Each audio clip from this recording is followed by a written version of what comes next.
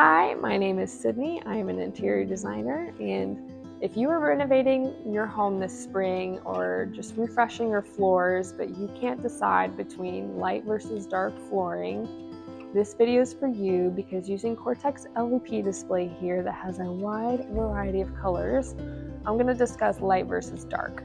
So over here you've got some dark options, and dark flooring is going to really ground your space. It's going to add a lot of character and warmth as well. So a lot of interest added to a space with darker floors. With lighter floors, you are going to create an open and airy atmosphere. It's going to disappear a little bit more, and it's going to create a neutral base for whatever palette you want to put on top of it. So I would do dark floors in a more traditional space. So if you have a more traditional sense of style, I would do darker flooring. If you want a more contemporary style, I would do lighter. So darker traditional, lighter contemporary.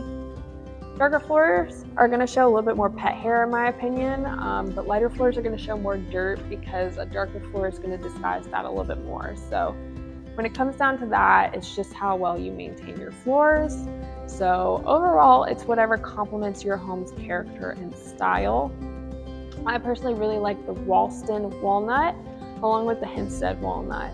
They don't have those weird red or gray undertones. They're a really good, rich, dark brown floor.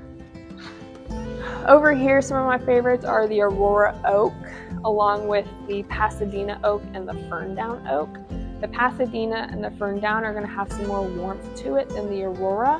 So if you want a really light and airy space, I would do the Aurora, but if you need a little bit more warmth, the Pasadena and the Ferndown Oak are really good options. So head on over to FLOORZZ.com and check out COREtec LVP and pick out some new floors for your springtime renovation.